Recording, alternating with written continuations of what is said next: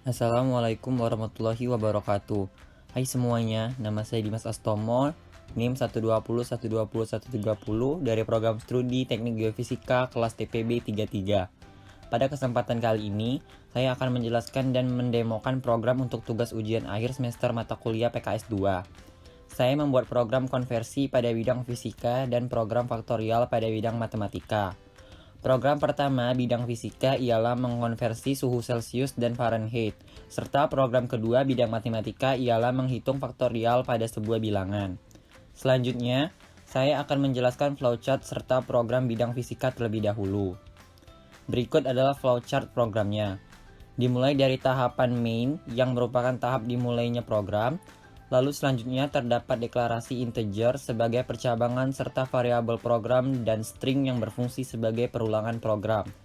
Setelah itu ada output sebagai identitas saya, tanda bulat setelahnya merupakan bagian dari DO atau perulangan. Selanjutnya ada informasi pilihan program yang mana terdapat dua program karena memenuhi konsep percabangan. Setelah itu, kita diminta memasukkan program berapa yang akan dijalankan. Jika kita memilih program ke-1, maka otomatis kondisi yang akan terjadi ialah program menjalankan program ke-1 yang mana adalah program konversi suhu Celsius ke Fahrenheit. Jika kita memilih program 2, maka akan menjalankan program konversi suhu Fahrenheit ke Celsius.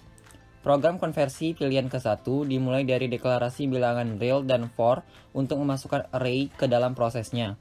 Di sini array diulang sebanyak 2 kali. Setelah masuk ke proses selanjutnya, terdapat input yang perlu kita masukkan, yaitu nilai suhu Celsius untuk nantinya akan dikonversi.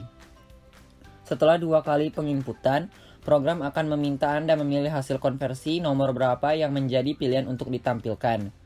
Setelah memilih, maka hasil akan keluar. Ini merupakan penerapan konsep array, yaitu memanggil sebuah data yang ingin dikeluarkan pada tempatnya. Selanjutnya, muncullah pertanyaan mengulang program. Jika kita menginput huruf Y, maka program akan mengulang. Dan jika huruf T, maka akan stop. Untuk program kedua, yaitu konversi Fahrenheit ke Celsius, adalah sama konsepnya seperti program pilihan ke-1. Hanya saja, yang membedakan ialah rumus serta nilai yang dimasukkan untuk mengonversi kebalikannya. Baiklah, sekian penjelasan untuk flowchart program bidang kedua. Selanjutnya saya akan menjelaskan kode program pertama.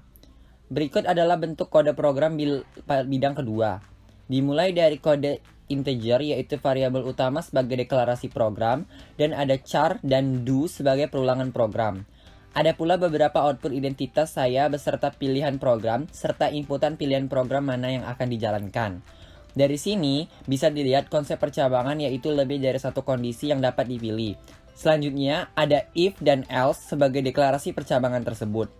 Lalu ada float dan for sebagai input array di mana hasilnya nanti bisa dipilih sesuai kondisi.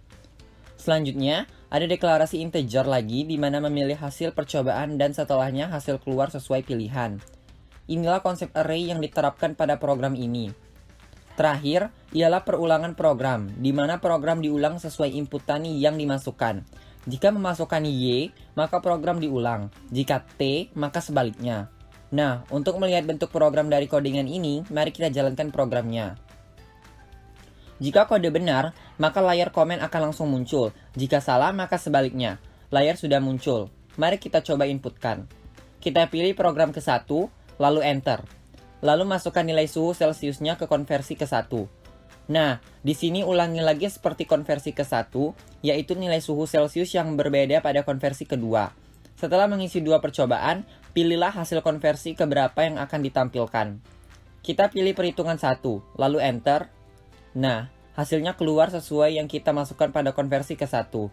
Dari sini, konsep array diterapkan untuk membagi beberapa tempat data lalu memanggilnya sesuai inputan. Lalu, masukkan pilihan Anda apakah ingin mengulang atau tidak. Di sini, konsep perulangan pun diterapkan untuk mengulang atau memberhentikan program. Mari kita ulang dengan tekan Y, lalu enter. Program berhasil mengulang. Mari kita coba program kedua. Untuk program kedua, sama seperti program pertama. Hanya saja yang membedakan ialah rumusnya saja dan inputkan kebalikannya. Selebihnya tetap memuat perulangan, percabangan, dan array. Mari kita coba untuk program keduanya. Tekan 2 dan enter. Masukkan nilai suhu Fahrenheit-nya, lalu enter. Percobaan kedua, Kita masukkan nilai suhunya lagi dengan nilai berbeda. Terakhir, kita lihat percobaan kedua. Nah, keluar hasilnya. Menandakan program berhasil dijalankan sebagaimana mestinya. Selesai sudah program pertama bidang fisika. Selanjutnya, saya akan jelaskan program bidang kedua berikut flowchart-nya. Dimulai dari main sebagai tanda mulainya program. Setelah itu, terdapat deklarasi string sebagai perulangan program beserta tanda bulat sebagai implementasinya yaitu DO. Selanjutnya, ada output identitas saya beserta deklarasi variabel perhitungan program. Ada output beserta input yang berfungsi sebagai masukan sebuah bilangan yang akan difaktorialkan. Ada proses setelahnya yang akan dikeluarkan hasilnya sebagai bilangan faktorial.